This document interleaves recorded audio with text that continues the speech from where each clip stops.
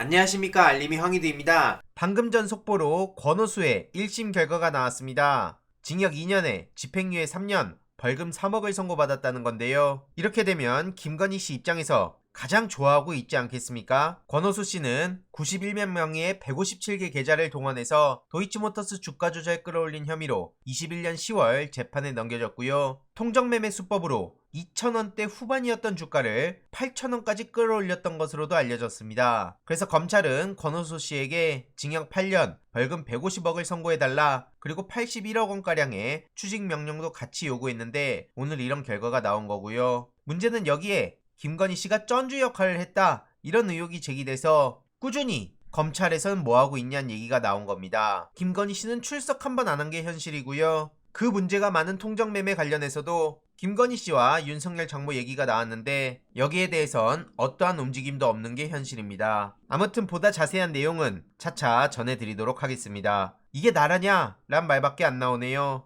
그래서 민주당에선 검찰에 맡겨놓으니 안되겠다, 김건희 특검 패스트트랙을 추진해야겠다, 이렇게 앞장선 거고요. 최근 박찬대 의원은 기자회견을 통해 특검법이 발의됐음에도 법사위에서 논의가 이뤄지지 않고 있다, 그래서 패스트트랙을 활용한다는 방침을 보였고, 김건희 특검뿐만 아니라 대장동 특검도 함께 밀어붙인다 하죠. 그렇게 이재명 대표 비난만 하더니 결국 드러난 거라곤 전직 검사, 금융, 언론 등 비리 세력들이 관련돼서 뭐 저런 것들이 다 있냐, 이런 반응들이 나왔고요. 그 중심엔 부산저축은행 불법 대출 관련 의혹들이 있죠. 특히 법원 판결문에 현직 대통령부터 검찰총장, 대통령실 법무비서관 등 어마어마한 사람들의 이름이 있는데 그걸 누가 제대로 수사하겠냐. 3만 8천여 명의 저축은행 피해자들이 있고 결국 그 피해 금액들이 대장동 사업의 종잣돈이 됐는데 왜 검찰은 그것만 못 본 척하고 있냐, 이런 반응들이 이어질 수밖에 없는 겁니다. 아무튼 검찰에선 이런 식으로 이재명 대표를 찍어내려고 다 뒤집어 씌우고 있는데 방금 전 검찰에 출석했고요.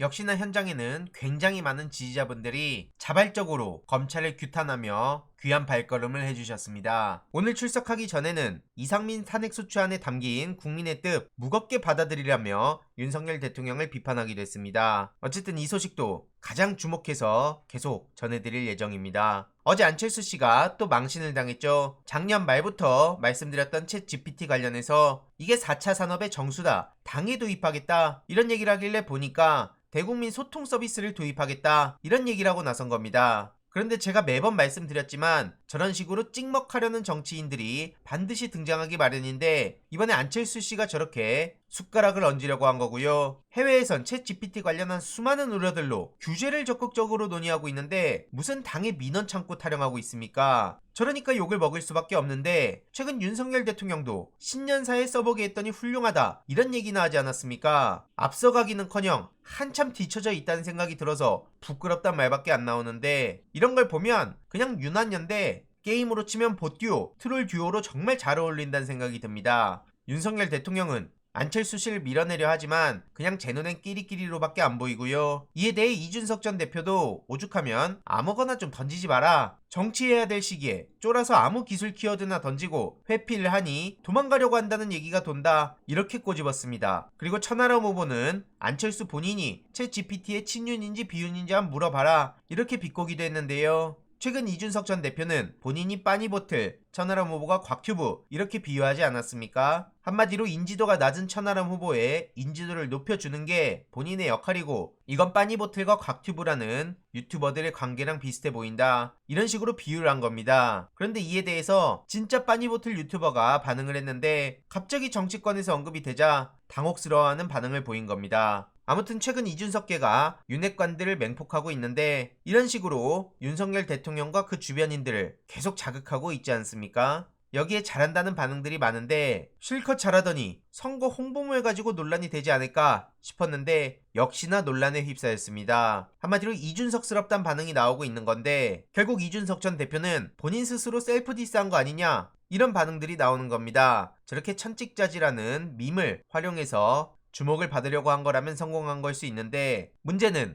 성접대 논란이 다시 한번 수면 위로 올라온 데다 홍준표 시장까지 의문의 일패를 당했다는 반응들이 나오며 많은 비판이 이어지고 있습니다. 대한민국 보수 정당을 자처하는 사람들이 어쩜 저런 짓을 아무렇지도 않게 할 수 있냐, 이런 얘기들이 나온 거고요. 물론 저런 논란이 있음에도 천하람 후보가 윤석열 대통령을 향해 그리고 그 주변인들을 향해 확실하게 문제 제기하고 결국 윤핵관들 대선 출마시킬 거냐, 이런 비판들로 인해 많은 관심을 받을 수밖에 없다고 생각합니다. 실제로 윤석열 대통령의 청년 참모 1호로 알려진 장예찬 씨는 청년들을 위해서 본인이 뭘 한다는 건가 싶은 생각밖에 안 드는데요. 윤석열 수호, 김건희 수호, 이것만 열심히 하고 뭘 보여주는 건가, 이런 비판의 목소리들이 계속 이어지고 있습니다. 이후로 어떻게 전개가 되는지 소식 계속 전해드리도록 하겠습니다. 이번 내용도 유익했다면 구독, 좋아요, 알림 설정, 멤버십 가입 정말 큰 힘이 된다는 점 말씀드리고 싶습니다. 주위에 널리 공유 부탁드립니다.